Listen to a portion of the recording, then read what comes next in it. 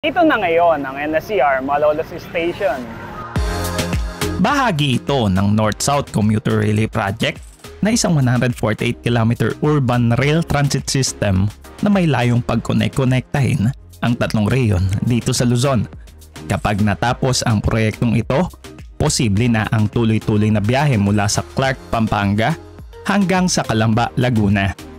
At dahil sa laki ng sakop ng proyektong ito, hinati ito sa tatlong phases. Ang Phase 1, Malolos to Tutuban, Phase 2, Malolos to Clark, at ang Phase 3, ang Manila to Calamba na sinisimulan na din gawin ngayon.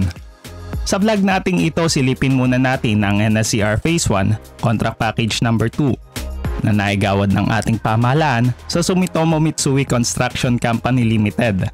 Sa contract package na ito ay kalakip ang tatlong istasyon, ang Balagtas, Giginto at Malolos Station. Kasama din dito ang 14-kilometer segment ng elevated structures mula dito sa Barangay Taal sa Bukawi hanggang dito sa Barangay Bulihan sa Malolos, Bulacan. Guys, pumunta lang tayo dito malapit sa Malolos City Hall. Dito po sa aking kanan ay ang direksyon po mula po Malolos papunta po ng Tutuban. So yung nakikita nyo po mga viaducts, ito po yung ginawa po ng Sumitomo Mitsui Construction Company Limited. At samantala po dito sa aking kaliwa ay ang papunta po sa Clark, kung saan po ito pong contract package N01 ang nagawa ng ating pamahalaan ay ang HMDJV, ang Hyundai Mega Wide Dong-A Joint Venture. Para magkaroon po na kalinawan sa ating mga kababayan, ang bahagi po ng ito ng Malolos ay meron pong dalawang contractors. Yun nga po ay yung una sa Sumitomo, tapos dito po yung Hyundai Mega Wide at Dong-A Joint Venture. Ngayon, bago po tayo magsimula papunta ng Giginto, silipin muna natin yung isa pang LG ng Hyundai Mega Wide. Papansin ninyo meron ng mga ilang poste. Ang direksyon po ng paggawa nila ay papunta po dito sa Malolos Station. As reference lang, ayan yung McDonald's malapit sa CEU Malolos. Ito na nga po ang kulay yellow na LG ng HMDJV. Yung LG po na ito ay nagmula po sa katapat po ng Northfields po. Kung mas familiar po kayo sa MacArthur Village, nagmula po yan doon. Sa tansya ko po, nakaka2 kilometro na rin ang LG na ito. At mula po dito hanggang doon po sa section boundary, palagay ko nasa 1 kilometro na lamang po ito. At makakarating na yung LG. So pabalik na tayo ng Malolos Station. Kung mapapansin nyo, magkakaroon ng parang balian yung mga commuter trains natin. Ito ang mga viaduct para sa mga tren, northbound at southbound. Katabi naman ito ang single track na viaduct na magsisilbing storage tracks ng mga commuter trains. Kumbaga, dito muna ang parking ng ilang mga tren na nakaabang para sumibat. Kung sakali man na magkaroon ng pagdagsa ng mga pasahero mula dito sa Malolos, paluwas ng Maynila. Provincial capital ng Bulacan. Sa harapan nito ang NSCR Malolos Station. Sa ngayon kitang-kita na yung presence ng istasyon. Parang mall siya sa laki. Although itong Malolos Station ay di hamak na mas maliit kumpara sa ibang station tulad ng Balagtas at Giginto. Narito po ang 3D rendered image ng Malolos Station at ito na po siya ngayon. Ito na ang Malolos Station. Sa tatlong istasyon na ginagawa ng Sumitomo, ang istasyong ito sa Malolos ang nag-iisang island type platform na istasyon. Karaniwan itong ginagawa sa mga lugar na may mas maliit na area of building footprint, kaya naman kung maobserbahan natin, naging mas makitid ang istasyong ito. Ginawa naman ito para magkaroon ng mas malaking buwang ang magiging parking space at drop-off points dito sa harapan mismo ng building.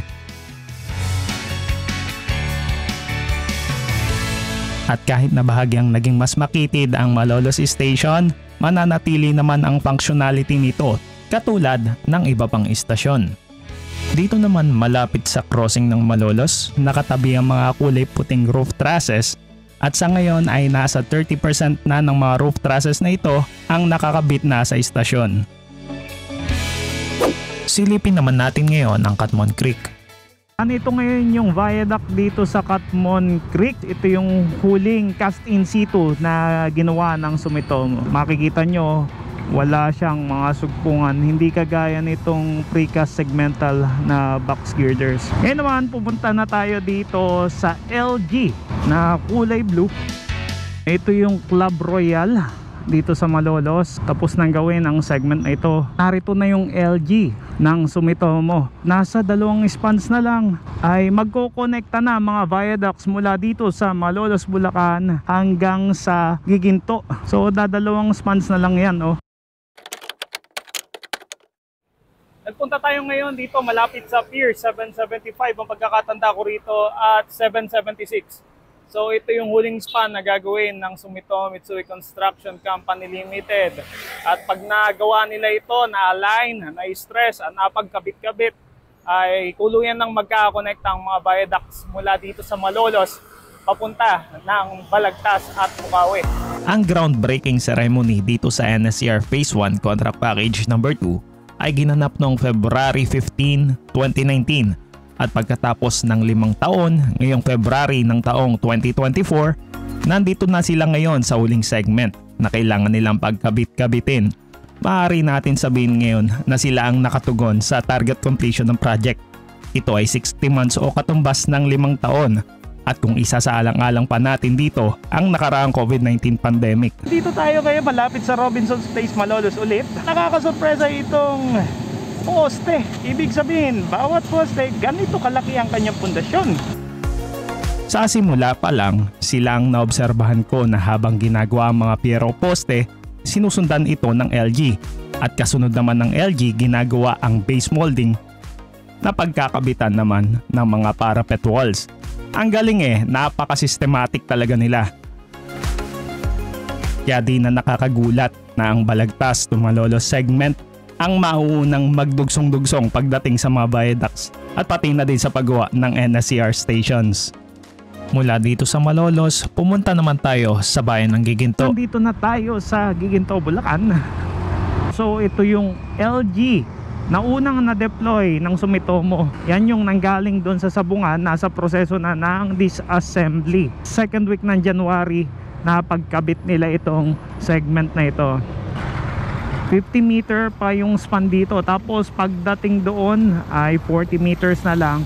At iyon yung magiging typical na viaducts ng NSCR, 40 meters.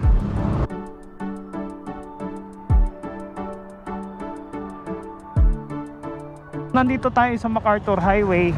Ito po ang magiging access road po papunta sa Giginto Station, ang St. Francis Street po.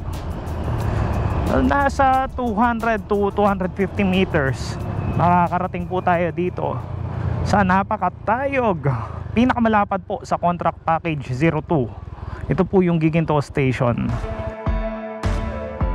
Ito ang 3D rendered image ng NSCR Giginto Station at ito na siya ngayon.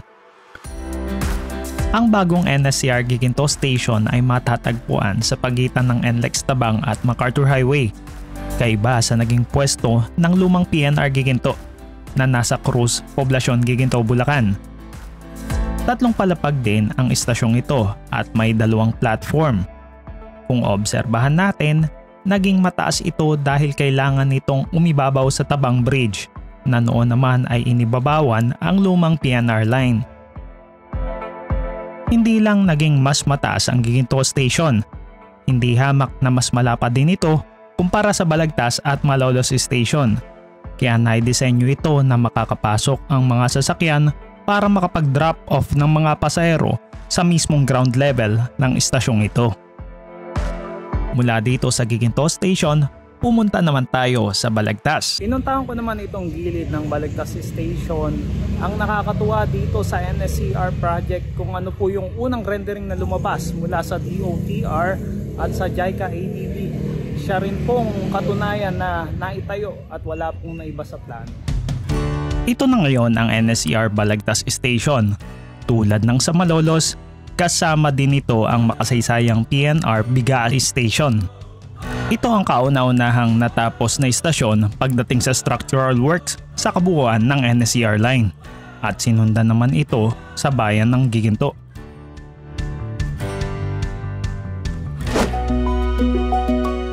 Ang proyektong ito ay hindi lamang tungkol sa mga karilisan at istasyon. Higit pa dito ay isang tulay para sa maliwanag na bukas na dulot ng hindi natitinag na diwa ng mga manggagawang Pilipino.